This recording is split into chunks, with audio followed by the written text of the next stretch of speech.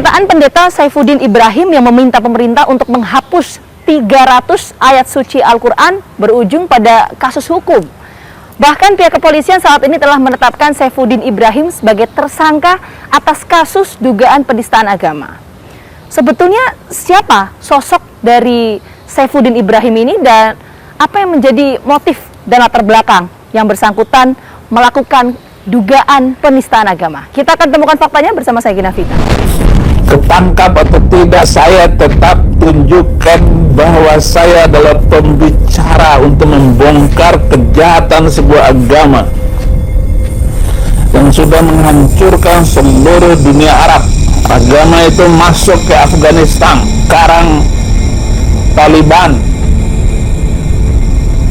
sudah menguasai negeri itu. Kiai besar apapun, majelis ulama siapapun, ya, dia akan jungkir balik dengan 300 ayat ini, karena 300 ayat ini tidak sesuai dengan Pancasila. Ajakan saya untuk merevisi 300 itu. 300 itu pun ayatnya itu yang langsung connect dalam surat 47 ayat 4. Itu mengerikan itu. Tetapi terjemahan Departemen Agama itu diplesetkan, pakai dalam kurung. Masa kitab suci pakai dalam kurung terjemahannya? Inilah yang berbahaya, sehingga otak kadrun itu begitu dia ikutin ajaran ustadznya, langsung otaknya tertutup.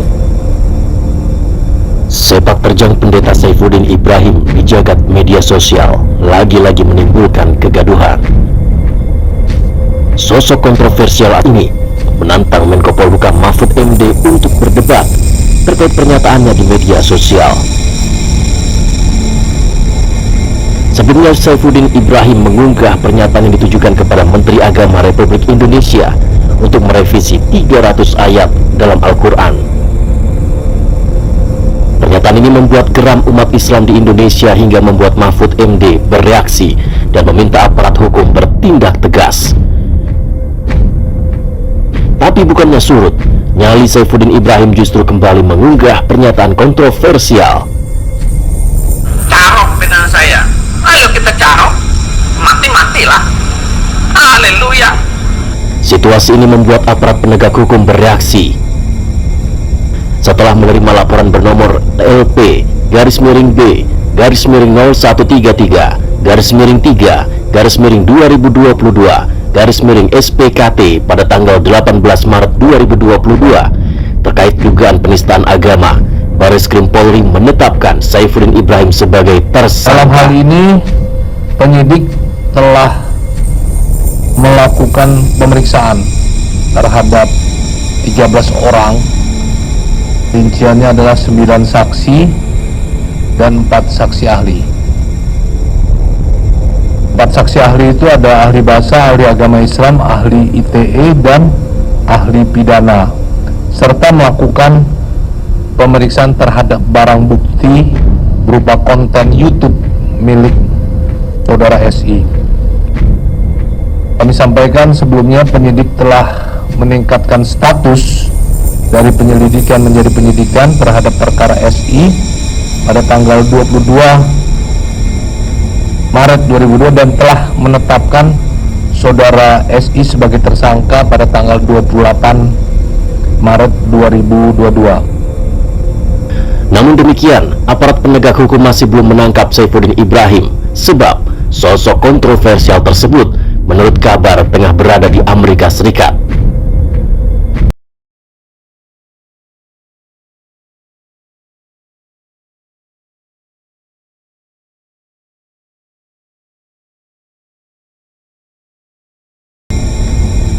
Berbekal keingintahuan yang kuat atas sosok kontroversial ini, tim Fakta mencoba menelusuri rekam jejak Saifuddin Ibrahim sejak masih bersekolah. Seperti diketahui, Saifuddin Ibrahim lahir di Bima, NTB pada 26 Oktober 1965. Saifuddin lahir dari keluarga muslim. Ayahnya adalah seorang guru. Setelah lulus SMA, Saifuddin Ibrahim melanjutkan studinya ke Universitas Muhammadiyah Surakarta. Berdasarkan penuturan Dekan Fakultas Agama Islam, Syamsul Hidayat, yang pernah tinggal sekamar dengan Saifuddin Ibrahim saat menjadi mahasiswa, menyebutkan bahwa sosok Saifuddin Ibrahim cukup humoris dan tidak berbeda pada mahasiswa umumnya. Namun perubahan yang terjadi pada Saifuddin terlihat saat menyelesaikan sarjana muda dan kembali ke Bima NTB tahun 1988. Nah, ini ada Pak Syamsul Hidayat. Jadi Pak Syamsul ini adalah teman satu angkatan dari Saifuddin Ibrahim. Betul. 1984 berarti Pak? Tahun 84 ya. Seberapa dekat sih Pak dengan Saifuddin Ibrahim? Dengan Saifuddin pertama ketemu ketika masih belum masuk Sopron. Kan dulu ditampung dulu di PP Muhammadiyah di Yogyakarta. Orangnya tinggi tapi kurus waktu itu. Sekarang kan gemuk ya. Saya bersama Saifuddin mengambil jurusan Usuluddin Perbandingan Agama. Jadi memang di situ ya belajar semua agama, aliran kepercayaan kita pelajari. Ya. Sebenarnya kalau dari segi kemampuan akademisnya biasa-biasa saja. Bahasa Arabnya apalagi masih sangat rendah kemampuan bahasa Arabnya. Tapi kalau sekarang aku katanya guru besar bahasa Arab, menurut saya itu nol besar itu menurut saya. Jadi saya tahu itu. Ya. Jadi dengan Saifuddin kita tahu dia berasal dari Bima dan belajar di Pondok Sopron sama di kampus kita ini sampai selesai sarjana muda tahunnya 88. Dia tahun 88 beliau pulang ke Bima, mengabdi di Muhammadiyah Bima sebagai guru, sebagai pendakwah, dan di sana ada pimpinan yang masih keluarga beliau, keluarga dia, yaitu Kiai Gani Maskur. Hubungannya dengan Saifuddin? Hubungan keluarganya? Hubungan keluarganya itu paman. Oh, pamannya. Pamannya Saifuddin. Okay. Tapi juga sekaligus pimpinan Muhammadiyah di Bima sana. Pak Kiai Gani Maskur ini sebagai pimpinan tapi juga mungkin ada aktivitas lain, sehingga ketika terjadi GPK Warsidi tahun 89 di Lampung itu, saya nggak tahu ceritanya kok nyambung ke sana, sehingga waktu itu saya dengar pengumuman. Kemudian waktu itu terjadi pas ada musyawarah tarjih ya, karena Pak Gani Maskur ini tokoh tarjih, ulama tarjih. Beliau sebenarnya sedang mengikuti musyawarah tarjih di Malang. Masih dalam perjalanan dari Bima ke Malang sampai Banyuwangi kalau nggak salah, beliau ditangkap. Ketika ditangkap, bawa ke Bima, cari yang lain-lain, mungkin termasuk Saifuddin ini dicari. Oke, nah keberadaan Saifuddin waktu itu? Saifuddin pergi, jadi pergi tapi perginya ke Solo sini, pulang ke Solo. Di bangunan pesantren inilah Saifuddin Ibrahim pernah tinggal dan menimba ilmu tentang keislaman. Meski tidak terlalu menonjol secara akademis, namun sosok Saifuddin Ibrahim cukup dikenal oleh petinggi Universitas Muhammadiyah saat itu. Nah, sampai selesai A1 beliau berhenti dari PKU Muhammadiyah, kemudian pindah ke Jepara. Nah, saya nggak tahu hubungannya dengan Jepara itu dulu, tiba-tiba bisa ke Jepara. Ya, yang jelas dia di sana menjadi guru Muhammadiyah juga.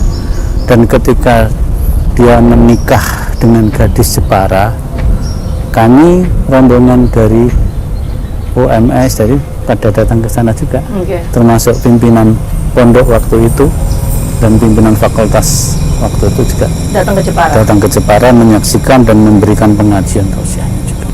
Setelah itu gini, jadi kan dia mengabdi di sana sebagai guru, sebagai pendakwah, ya sebenarnya biasa. Tapi kan kemudian di sana itu ada komunitas yang sudah terpapar NII ya. Nah, disitulah dia mulai kenal NII. Nah, kemudian setelah itu dia pindah ke Sawangan Depok. Itu jadi Darul Arkom bukan? Darul Arkom Sawangan. Darul Arkom Sawangan. Setelah itu ya jadilah dia menjadi pengasuh pesantren Darul Arkom Sawangan. Nah, sampai akhirnya terjadi kegoncangan di sana karena mungkin pengaruh NII begitu kuat ya, sehingga pimpinan Muhammadiyah wilayah waktu itu DKI ingin membersihkan unsur-unsur ini. mungkin juga bekerja sama koordinasi dengan aparat ya. Sehingga semua ini ada yang mungkin ditangkap, saya nggak tahu, yang jelas Saifuddin buron lari. Menurut Syamsul Hidayat, sejak makin dalam terpapar oleh pemahaman kelompok NII inilah Saifuddin mulai mengembangkan gagasan berislam dalam perspektif yang lain.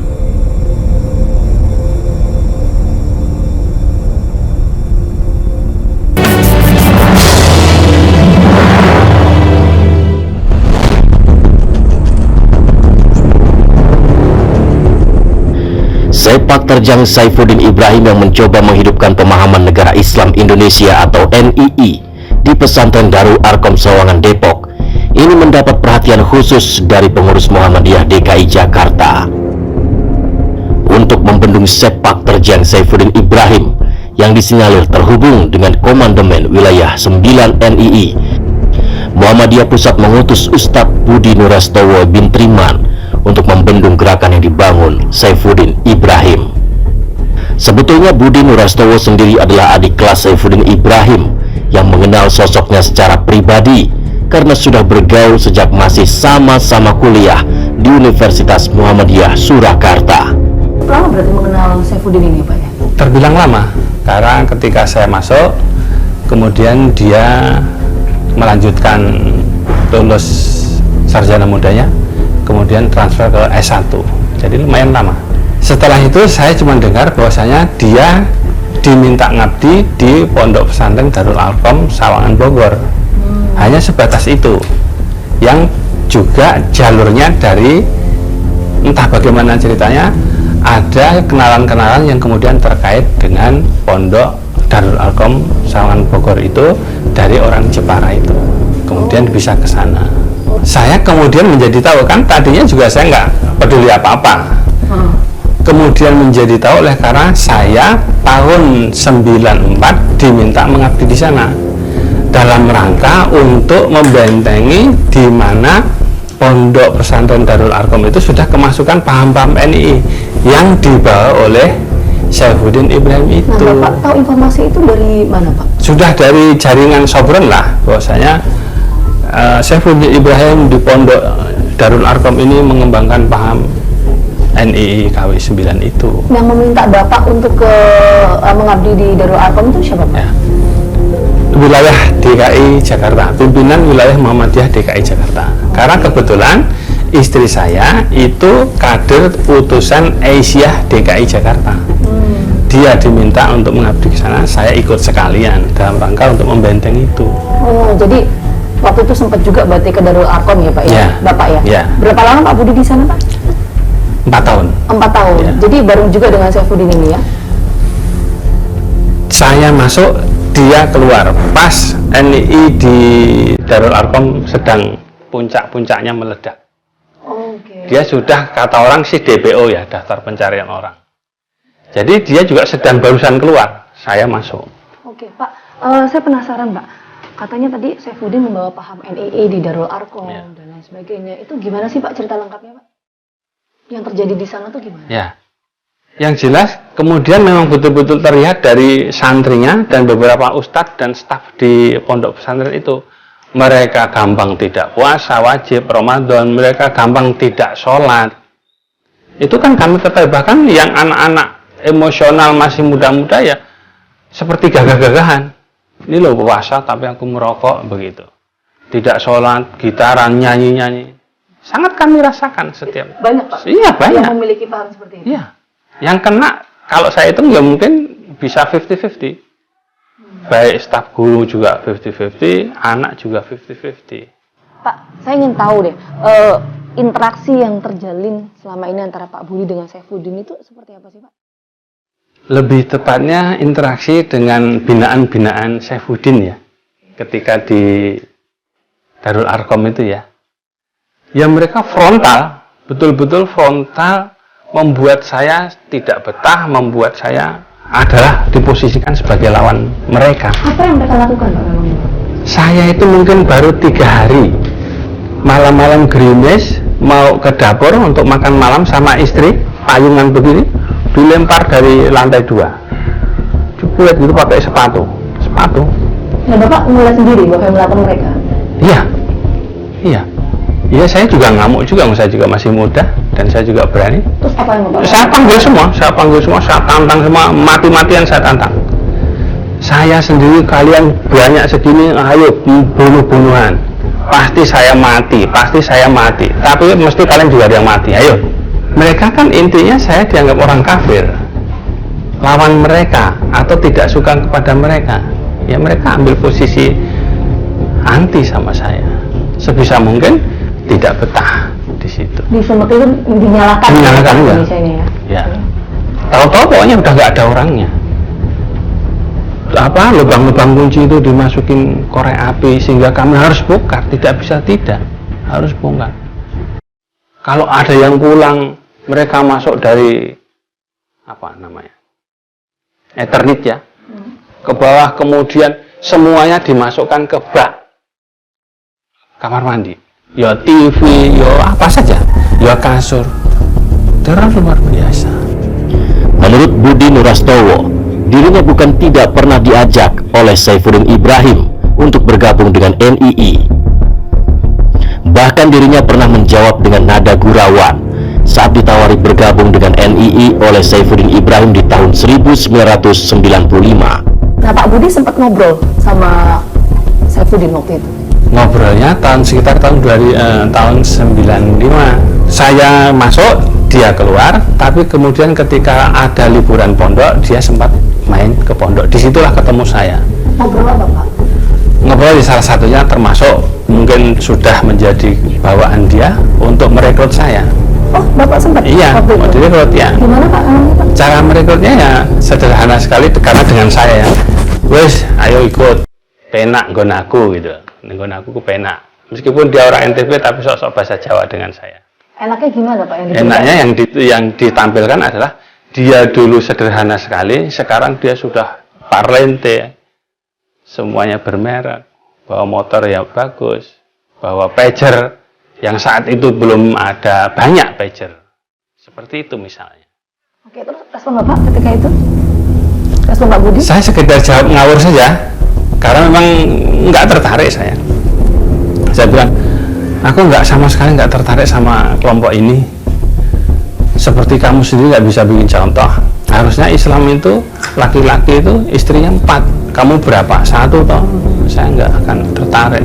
Pak, selain mendoktrin ya Pak ya, apalagi sih yang kemudian dilakukan oleh Saifuddin ini ketika menjabat di Darul Arkom itu Pak? Informasi yang Bapak tahu? Kayaknya lebih banyak ke situ, karena apa ya?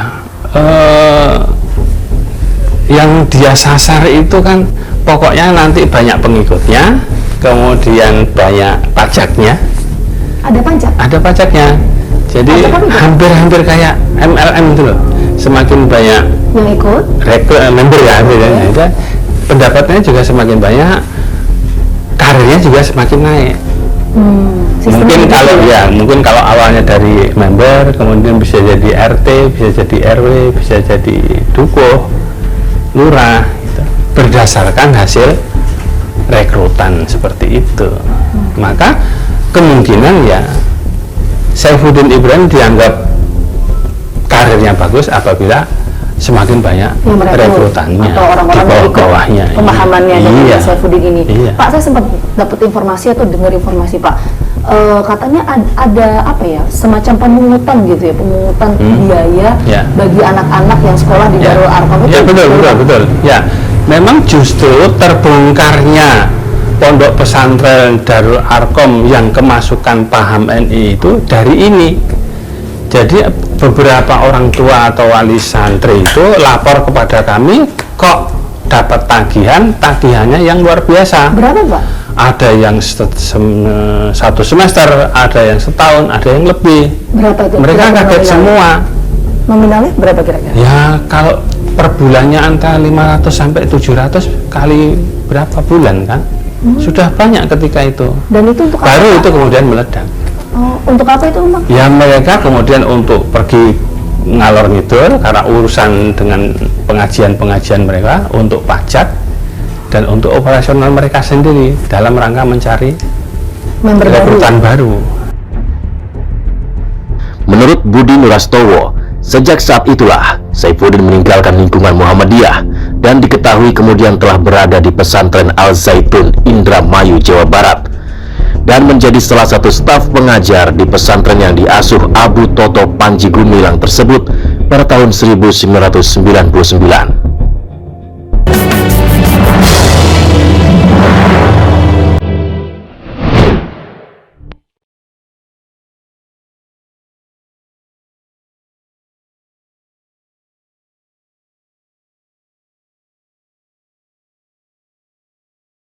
Pandangan Saifuddin tentang Islam yang berulang kali muncul di YouTube tidak hanya melukai umat muslim saja, tapi sekaligus menyakiti perasaan anak-anak Saifuddin sendiri. Setidaknya begitulah penuturan Saddam Hussein, putra kedua Saifuddin Ibrahim.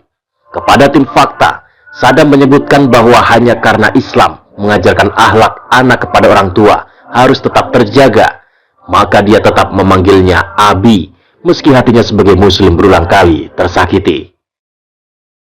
Mas Hussein, kita kan sering dengar nama ayah Anda di media sosial karena pernyataannya dianggap kontroversial oleh banyak orang.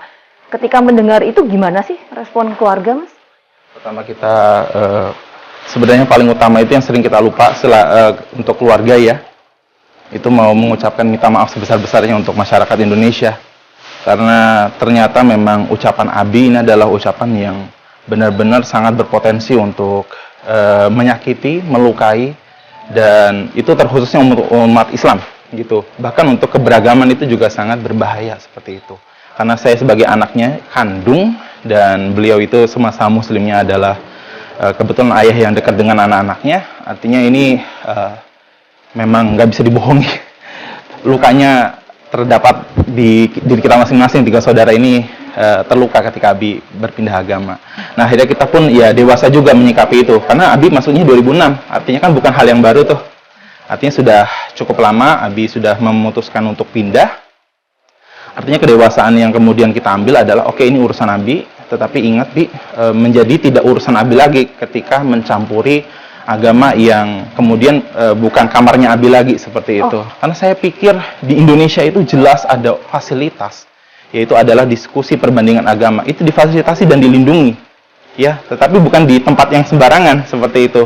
Ada forumnya seperti itu. Tetapi kalau misalnya penistaan agama, inilah yang kemudian bisa kita lihat. Dia nggak ada forum, dia tidak ada yang melindungi, dan dia dengan seenaknya sendiri menyebutkan hal seperti itu. Sempat nggak sih nanya ke ayah ya atau Pak Saifuddin, kenapa sih kok kemudian mengatakan seperti itu? Iya. Karena kalau kita melihat di media sosial yang kemudian disampaikan oleh Pak Saifuddin ini kan ada permintaan untuk misalnya menghapus 300 ayat Al-Quran. Nah, sempat nggak sih nanya ada apa? Beliau pindah ke agama itu kan kalau misalnya menyimpulkan hari tersebut itu kalau saya ngambilnya dari testimoni dia atau kesaksian ya, kalau misalnya disebut di agama Kristen. Beliau selalu bersaksi di depan para jemaatnya, karena kita juga dulu ke gereja terus ya memperhatikan apa yang Abi sampaikan. Jadi ya beliau sangat berkeyakinan agama Islam itu agama yang intoleran, agama yang mengajarkan kebengisan seperti itu. Ini mohon maaf, memang saya menyampaikan apa adanya ya. Saya berdoa. Pemikiran dari ayahanda. Pemikiran dari Abi seperti itu gitu. Jadi setelah mohon maaf masuk Kristen itu berubah 180 derajat untuk kemudian mohon maaf saya nggak bisa pakai kata yang lebih halus lagi, membabi buta, menghina agama Islam seperti itu. Circle-nya udah berbeda tuh. Circle Abi yang saya sangat ingat itu ketika beliau bergumul dengan rekan-rekan yang dahulu nggak pernah saya lihat. Dulu kan teman-temannya Muslim semua, kemudian berkumpul sama orang-orang non Muslim seperti itu. Ya, Abi selalu mengatakan kepada kita bertiga ini toleransi. Well, kita setuju seperti itu, sampai akhirnya benar-benar ketika berkumpul kemudian Abi pindah agama. Oke, kita bisa ambil aja dari tuduhan terbaru Abi. 300 ayat Al-Quran dihapuskan saja karena berpotensi untuk memecah belah umat seperti itu. Well, aku udah sering banget mendengar ayat-ayat yang Abi tuduhkan. Bahkan saat kita waktu SD ya, SMP, SMA, itu kita masih ikut Abi untuk ke gereja gitu. Jadi ya kita diinjili gitu, bahasanya ya, diinjili oleh Abi gitu. Nah, yang menarik itu adalah ketika Abi menyampaikan kepada kita, ini nyampeinnya ayat potong-potong. Misal saya sebutkan surat ya. Di surat Al-Baqarah ayat 191, waqatuluhum haitsu saqiftumuhum. Dan bunuhlah mereka di mana saja kamu jumpai mereka, seperti itu. Nah, padahal kalau ayat ini ayat yang berketerusan seperti itu. Bahkan ayat sebelumnya, dan perangilah di jalan Allah orang-orang yang memerangi kamu. Gitu. Artinya di dalam Islam kita tidak boleh memerangi kalau kita tidak diperangi duluan, seperti itu. Ada informasi yang beredar luas di luar sana menyebutkan bahwa Pak Saifuddin ini adalah bergabung dengan kelompok NII, itu betul nggak sih? Iya, kalau di Al Zaitun, iya, bergabung. Yang Abi ceritakan itu dari 99 sampai 2006. Waktu itu keluarga juga tahu mengenai hal itu? Tahu. Kita diajak semuanya ya, bahkan Keluarga juga diajak? kita semua pindah ke Indramayu, seperti itu. Jadi sebelumnya tinggal di Depok, Jakarta, kemudian kita pindah seperti itu. Iya, yang jelas yang gambaran kami dulu waktu masih kecil, Zaitun ya tempat yang sangat luas ya, 1.200 hektar, terus semuanya fasilitas untuk sebuah pesantren ini sangat luar biasa, seperti itu. Santrinya 11.000, ya. Ustadz dan ustazahnya itu disiapkan 300 orang. Ada 700 karyawan dan dari 300 ustadz dan ustazah itu ya dibentuk dewan guru. Ada 12 orang dan salah satunya Abi, seperti itu. Yang handle juga bagian humas, seperti itu. Oke, Mas Husein, terakhir. Ini pertanyaan dari saya. Oke, siap. Saya ingin mendengar Mas Husein mengatakan apa yang ingin dikatakan kepada ayah ya, kalau misalnya ayah, yaitu Pak Saifuddin, menonton tayangan ini. Oke, Abi yang kemudian ada di sana, di Amerika atau mungkin dimanapun, apabila menyaksikan ini, kami minta saya mengataskan nama keluarga ya, untuk kemudian menjadi pribadi yang gentle, bertanggung jawab atas apa yang dilakukan pada hari ini. Insya Allah Saddam pribadi dan kakak maupun adik sangat kemudian kecewa dengan apa yang Abi perbuat hari ini. Dan ini sebenarnya berat untuk Saddam karena memang Abi adalah ayah kandung dari Saddam, pernah merawat Saddam. Tetapi Abi kalau misalnya pernah kemudian disandingkan lebih cinta mana apa yang kami peluk dengan Abi, ya tentu saja itu bukan sebuah perbandingan. Seorang muslim tentu harus cinta kepada Tuhannya, begitu juga dengan Abi. Artinya kita punya koridor masing-masing, dan untuk Abi silahkan kemudian mempertanggungjawabkan apa yang diucapkan, seperti itu. Kalau misalnya mungkin di dunia tidak dapat dipertanggungjawabkan, ingat Abi, akhirat adalah tempat pertanggungjawaban seadil-adilnya, seperti itu. Saddam sendiri pernah berdebat dengan ayahnya seputar Islam lewat sebuah kanal podcast. Dan saat itu Saifuddin Ibrahim sempat agak emosional menanggapi Saddam. Begitupun saya sama anak saya. Saya harus melakukan yang terbaik kepada anak saya. Walaupun di dalam hal ini kita sering debat. Kita sering debat ini sama Saddam Hussein ini. Kamu bikin lagi buku satu lagi, kita debat lagi. Satu buku lagi nanti muncul. Masya Allah. Ribut lagi. Tetapi cinta saya kepada anak saya tidak pernah berubah.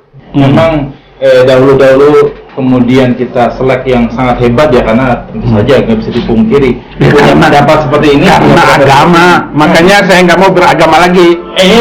Bahaya sekali pemirsa. Sejauh ini Saddam sendiri mengaku berupaya untuk meminta ayahnya pulang ke tanah air dan mempertanggungjawabkan semua tindak tanduknya secara hukum. Sebab kegaduhan di masyarakat menurutnya juga tidak boleh dibiarkan berlarut-larut. Namun upayanya untuk membujuk ayahnya tidak mudah. Kebetulan Ibu itu pengen saya nelpon Abi untuk nasehatin. Halo Ibu. Wah, kayaknya baru bangun ya Bun ya. Sorry ganggu ya. Sama Abi enggak? Halo Abi. Ya. Astagfirullahaladzim. Gimana kabarnya? Baik.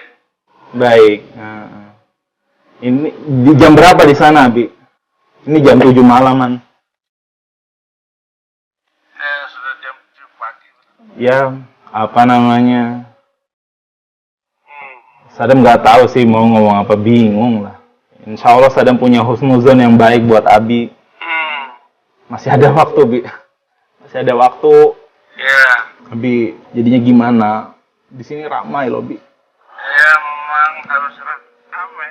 Oh, jadi memang ramai ini sudah sesuai harapan Abi gitu ya? Belum, Belum. jangan dulu itu. Hidup yang tentram, damai, antar agama. Jangan ada agama, masa orang Kristen, kerjanya mendaku. Tiap tahun dihapus. Tidak. Tidak, Bi. Ya kalau gitu terus ya nggak bisa. Kira-kira... Amat nggak akan. Oke, Abi. Saling doakan yang terbaik untuk Abi. Tentu Sadam punya harapan-harapan. Semoga Allah kabulkan untuk Abi. Itu aja sih kurang lebih ya.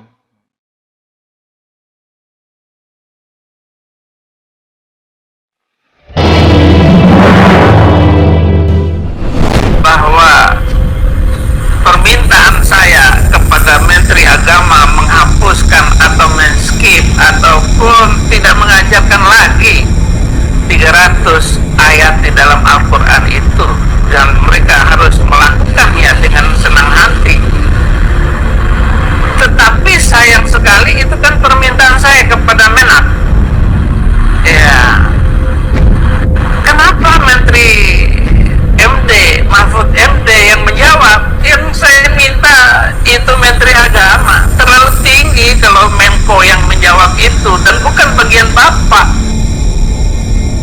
Pernyataan kontroversial Saifuddin Ibrahim tentang ayat-ayat suci Al-Quran berpotensi mengacaukan kerukunan antar umat beragama yang selama ini sudah terjalin baik di Indonesia. Demikian yang disampaikan Wakil Ketua Umum MUI Kiai Haji Anwar Abbas saat ditemui tim Fakta. Menurutnya, yang perlu diwaspadai adalah masyarakat untuk tidak terprovokasi oleh pernyataan-pernyataan Saifuddin Ibrahim. Yang pertama, sudah Saifuddin Ibrahim masuk ke rumah orang yang bukan rumah dia, ya. Meskipun dia awalnya ya ada di rumah tersebut, ya, tetapi karena dia sudah keluar dan dia sudah pindah agama, ya dia tidak boleh, ya, tidak etis, ya, mengkritik ajaran dan keyakinan orang lain, gitu, ya. Jadi oleh karena itu menurut saya ya, tindakan saudara Saifuddin Ibrahim ini adalah sebuah tindakan yang sangat mengganggu, ya, dan merusak hubungan baik antar umat beragama, ya. Dan saya juga baca dari tokoh-tokoh agama yang seagama dengan beliau juga tidak setuju, ya, dengan pernyataan sikap dari Saifuddin Ibrahim itu sendiri. Dia bukanlah orang yang mengerti, ya, tentang Al-Quran. Kalau dia mengerti tentang Al-Quran, dia tidak akan pindah agama, ya. Jadi saya melihat dia bukan juga orang yang terlalu paham tentang ajaran agama, tentang Al-Quran, ya. Oleh karena itu bagi saya terpikir, ya, ini orang punya niat buruk, ya, jadinya, ya. Ya, biasanya orang kan kalau seandainya keluar dari mencoba mencari sesuatu yang untuk untuk menyakiti, ya, menyakiti para pemeluk agama yang dia anut sebelumnya. Dan menurut saya ini adalah sebuah perbuatan yang benar-benar tidak terpuji, ya. Mana ayat yang dia katakan di dalam Al-Quran itu ada ayat yang tidak mengandung toleransi, ya. Mana, yang mana, gitu. Dia menyebut 300, tapi yang mana ayat 300 itu yang mana? Itu kan tuh belum dia sampaikan. Sehingga kita sulit juga menganalisisnya, ya. Jadi terlalu general, ya. Itu masalah. Jadi kesan saya, ya, melemparkan sesuatu tapi tidak bertanggung jawab, gitu. Kalau ada orang menghina agama orang lain, apalagi menghina kitab suci, ya, kira-kira yang punya kitab suci itu marah apa tidak? Ya marah dong. Berarti yang bersangkutan membuat gaduh apa tidak? Yang membuat gaduh dong, kan, gitu, ya. Tiba pertanyaan, kalau ada masyarakat yang gaduh, ya, itu tugas siapa yang membuat untuk menjadi tenang itu? Tugas kepolisian, kan? Ya, menurut saya sekarang polisi kan sudah bertindak.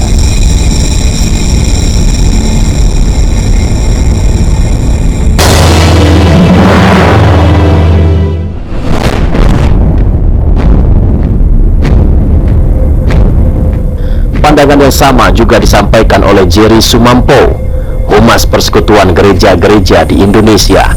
Menurutnya, pernyataan Saifuddin Ibrahim bukanlah pernyataan gereja atau umat Kristen pada umumnya. Pernyataan itu lebih merupakan pernyataan pribadi yang memang harus dipertanggungjawabkan Saifuddin Ibrahim di hadapan hukum. Ya, karena katakanlah sejak kasus ini viral ya, PGI sebetulnya berkoordinasi dengan beberapa gereja, tapi kita nggak mendapat informasi yang cukup valid ya tentang katakanlah kependetaan dari yang bersangkutan. Kapan dia jadi pendeta, gitu ya, kemudian dia menjadi pendeta di gereja mana, di mana dia melayani, itu nggak begitu clear lah, nggak begitu jelas ya. Jadi ya mungkin, tapi kan sebetulnya begini, ya memang bebas saja gitu ya, bebas meskipun di dalam gereja-gereja anggota PGI itu ada aturannya. Ya misalnya kita selalu mengatakan pendeta semestinya tidak melakukan hal-hal seperti itu ya, atau pendeta yang paling tidak yang bergabung dengan gereja-gereja anggota PGI itu tidak akan masuk kepada isu-isu yang sebetulnya nggak terlalu penting ya, terlalu jauh juga ya, berkomentar tentang sesuatu yang sebetulnya bukan urusannya lah ya. Ya orang bebas saja mau mengatakan apa-apa, tapi juga harus hati-hati, harus memilih supaya dia tidak berkontribusi terhadap kerusakan kerukunan ya, keretakan relasi sosial keagamaan di Indonesia. Kalau kita di PGI itu begitu berpikirnya. Saya memberikan pernyataan tegas tadi yang disampaikan oleh Anda, Pak. Apakah kemudian juga sempat berkomunikasi pihak PGI dengan Saifuddin Ibrahim pasca hal ini viral di media sosial? Untuk kasus ini tidak. Apa yang menjadi pertimbangan, Pak? Pertama, PGI berpikir tidak ada kepentingan yang berkomunikasi dengan yang bersangkutan, gitu ya. Meskipun bukan meskipun ya. Yang mau saya katakan, saya sempat atau PGI ya sempat berkomunikasi dengan yang bersangkutan, tetapi bukan dalam kasus ini. Nah, kasus ini tadi saya katakan PGI merasa tidak terlalu penting mengurusi kasus ini, dan pernyataan yang bersangkutan juga pernyataan yang sifatnya pribadi gitu ya. Ya karena itu nggak ada kami nggak merasa penting untuk melakukan komunikasi dengan beliau. Meski demikian, Jerry Sumampo juga tidak bisa membendung pernyataan-pernyataan Saifuddin, karena menurutnya setiap orang pasti akan merasa punya hak bebas untuk bicara apa saja. Jerry Sumampo berharap aparat dapat bertindak tegas demi menjaga kerukunan antar umat beragama yang sudah baik di negeri ini. Sebetulnya apa alasan dibalik pernyataan Saifuddin Ibrahim mengenai penghapusan 300 ayat suci Al-Quran? Tentu kita tunggu nanti perkembangan penyidikan dari pihak kepolisian, karena informasi terbaru pihak kepolisian menetapkan Saifuddin Ibrahim sebagai tersangka atas kasus dugaan penistaan agama. Keberadaan dari Saifuddin Ibrahim pun sampai saat ini masih diselidiki oleh pihak kepolisian. Saksikan terus Fakta setiap hari Senin pukul 8 malam hanya di TV One.